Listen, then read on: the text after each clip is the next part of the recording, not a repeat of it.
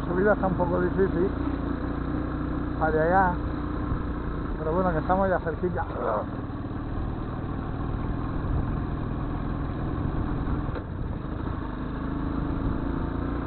Es que como se ve que han pasado tanto coche, más bien motos de motocross, que es lo que hacen esto con el camino, y los quads esos.